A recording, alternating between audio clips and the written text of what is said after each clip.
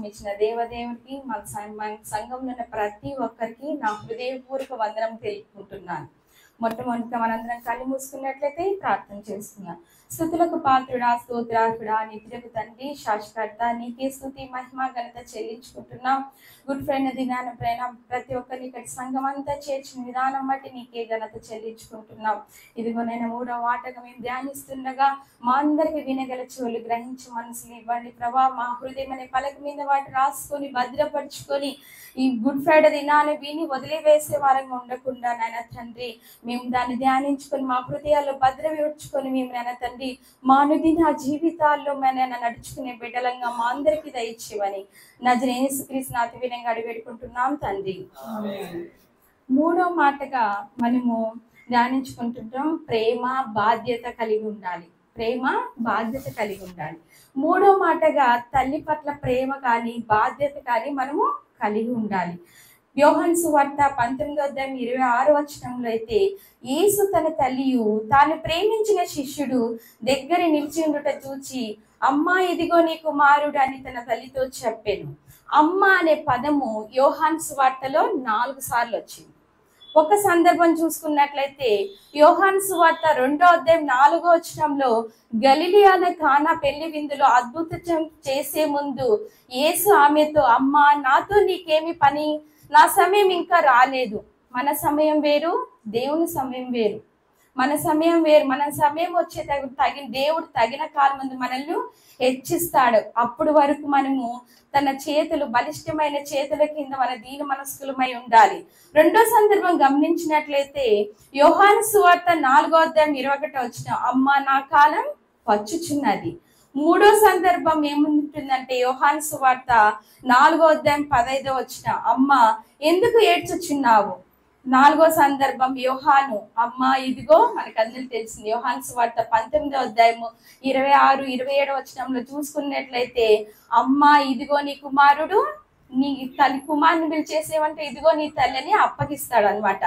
చివరి సిలువ టైంలో, చివరి దినాల్లో చెప్పే మొదటి మాటకు చివరి మాటకు చాలా ప్రాధాన్యత ఉంటుంది. అందుకే మనల్ని చాలాగా దేవుడు శిలువ మరణం అందుతూ తన బాధ్యతలను అప్పగించడం జరుగుతుంది.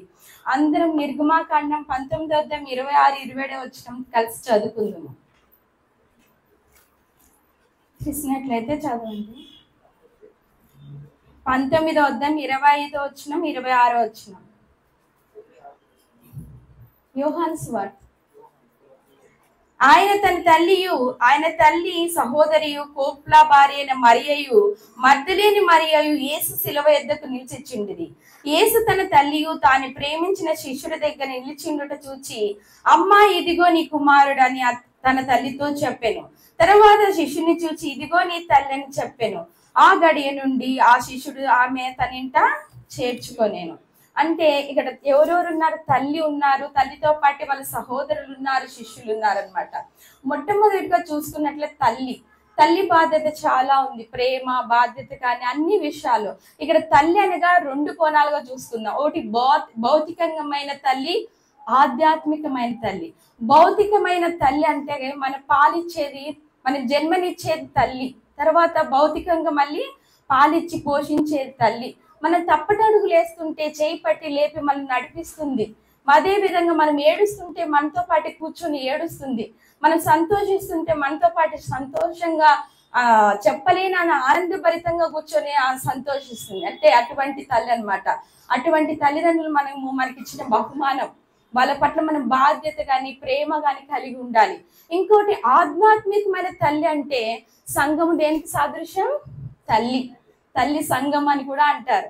అంటే భౌతికంగా ఆలోచించేది మనల్ని జన్మనిచ్చేది తల్లి అయితే, ఆధ్యాత్మికంగా మనకి జన్మనిచ్చేది సంఘం.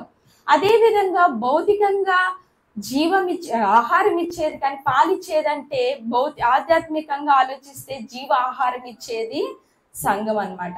అదే విధంగా మనం తప్పటడుగులు వేసేది, భౌతికంగా ఆలోచిస్తే మనం తప్పటడుగులు వేస్తే చేయి పట్టి లేపిస్తుంది. కానీ తల్లి, ఆధ్యాత్మిక తల్లి ఏం చేస్తుంటుంది? చేయి పట్టి ఎత్తి హెచ్చరించి వాక్యంలో నడిపించి వారిని ఆదరించి పైకి లేపుతుంది సంఘం. అదే విధంగా మనం కన్నీరు కార్చి ఏడుస్తుంటే సంఘం కూడా మనతో పాటు కన్నీళ్లు కార్చి ఏడ్చి సంఘం అంతా కూర్చొని ప్రార్థన చేస్తుంది.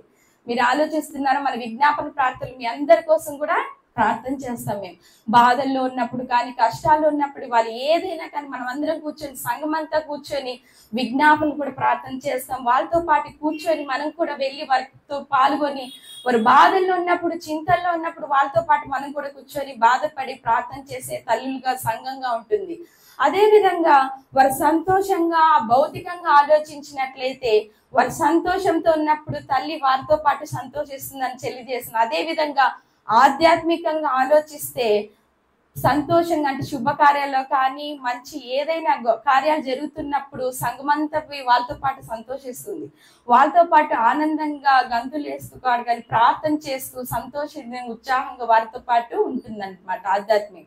అదే విధంగా ఈ రెండు అన్నమాట సంఘము మనతో పాటు ప్రార్థన చేసే తల్లిగా ఉంటుంది. అదే విధంగా ఇక్కడ బాధ్యత గురించి వచ్చే తల్లికే బాధ్యతలు మనం తల్లిదండ్రుల ఎడల బాధ్యత కలిగి ఉండాలి. అదే విధంగా తల్లిదండ్రులు మనకి ఇచ్చిన బహుమానం 10 ఆజ్ఞలు కూడా చూసుకున్నట్లయితే 5వ ఆజ్ఞ ఏముంది? తల్లిదండ్రులను సన్మానించుము. అదే విధంగా ద్వితీయోపదేశకాండం 5వ అధ్యాయం 16వ వచనంలో ఉంటుంది. ఎఫెసీ 6వ అధ్యాయం 1 నుంచి 3 వరకు మనం తల్లిదండ్రులను సన్మానించాలి. అప్పుడు మనం ఏమవుతాం? దీర్ఘాయుష్మంతులం అవుతాం అని ఉంటుంది. నిర్మాకాండం అదే విధంగా 21వ అధ్యాయము 15వ 17వ వచనం ఎవరైనా తీసినట్లయితే చదువుకుందాము.